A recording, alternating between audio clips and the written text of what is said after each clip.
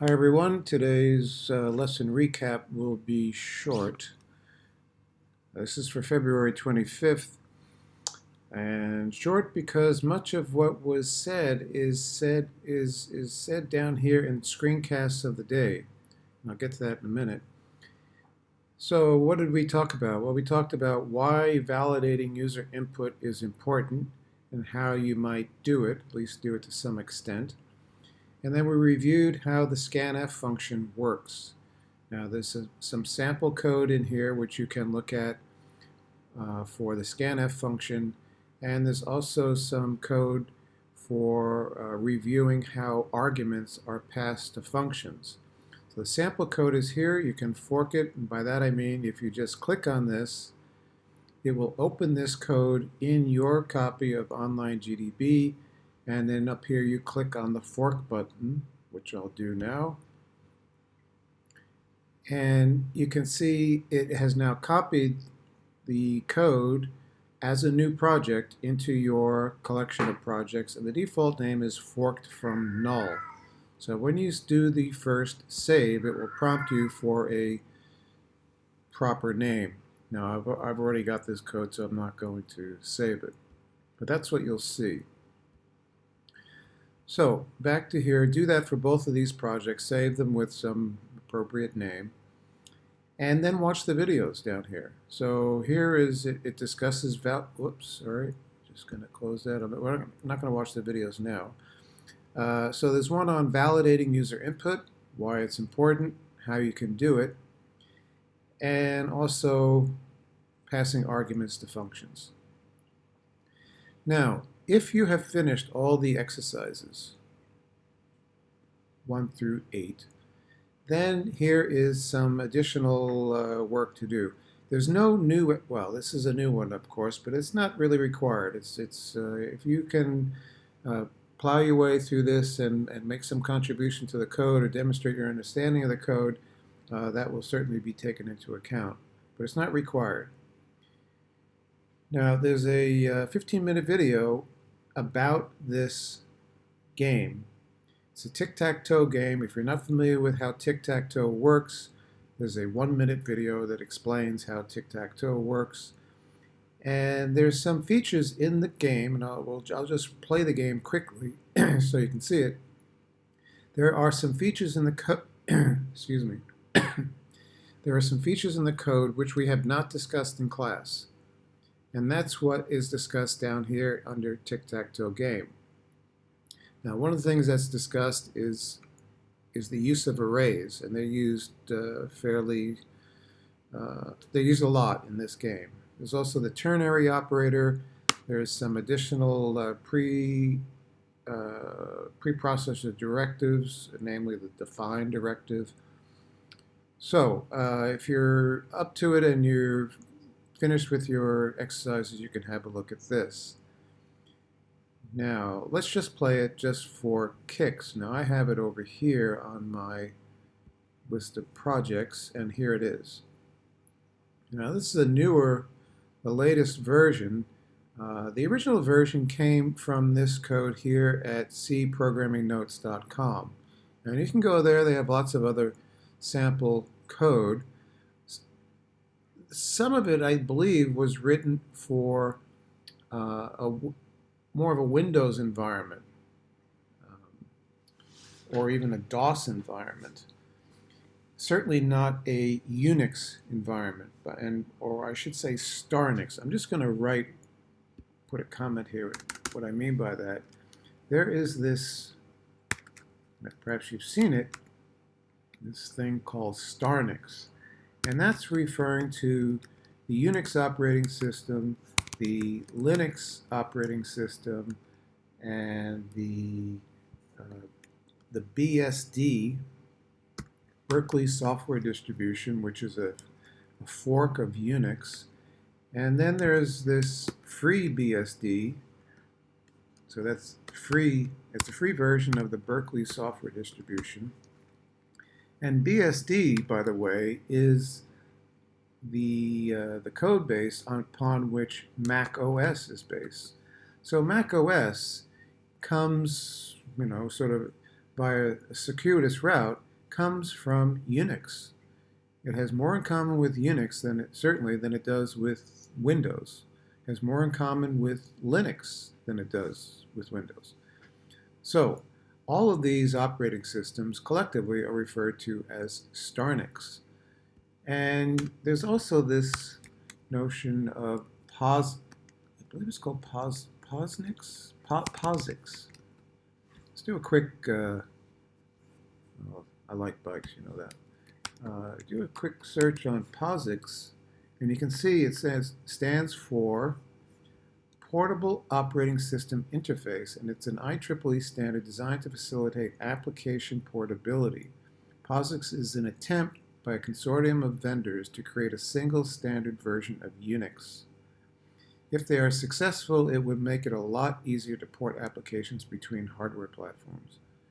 And yeah, so it's something that it's a standard so that a developer that writes a program in Linux can more easily get it onto Unix and vice versa, and from BSD over to Unix. Yeah, to sort of integrate these from the application developer's point of view. Now, left out of all this is the world of Windows. That's another universe over there. And so back to the code that's up at this site. Some of it, much of it, looks like it came from the Windows side. There is some that works well in this environment. And one of them is this program called TicTacToe. And yeah, so that's just a little historical background. If you're interested in these things, Google it. I don't know. I find this stuff really interesting. It's where the power users live. It's where the really hardcore stuff is going on. Not that there aren't power users in the world of Windows. There are. But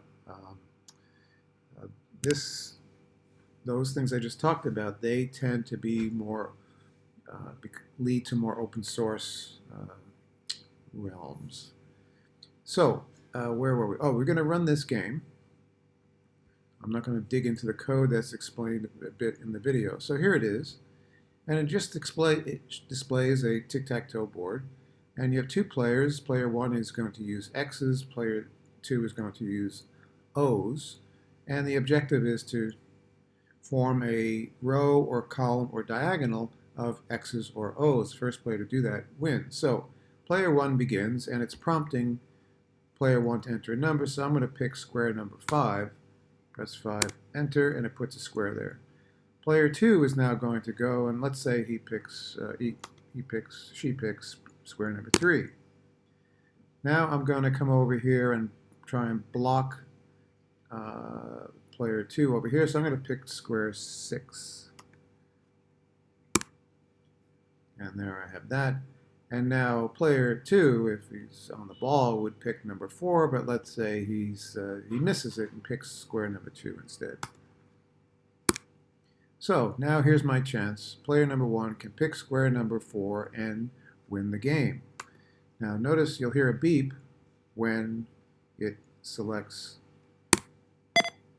So player number 1 wins, and the beep went off. So that's how you play tic-tac-toe. Now notice all the input was done down here at the command line, but this board kept getting refreshed without scrolling the screen. And that's pretty clever how they do this. And if you're inclined, have a look at the code and see if you can figure out how they're doing that. Now, as far as the beep goes, that wasn't working the first time I tried it. I'm just going to turn the game off now. The beep was not working, so I put it in thinking, oh, that'd be fun. Let the game beep when somebody wins. Well, I put the code in, and it didn't work. So I came down here to this envelope, and I sent them a message. I say, hey, I'm trying to ring the bell on my machine here, and it's not working. So the next day, I'll show you the email that they sent, and I shared all this in class, and this is for people that were not there in class. So here is my original message which I sent to them. I said, is it possible to ring the bell on in this web-based environment? For example, print F \A. This is the control the control sequence or the special character for ringing the bell. Why it's that, I don't know. I think it's short for alert. So we have \T for tab, \N for new line, and \A for alert.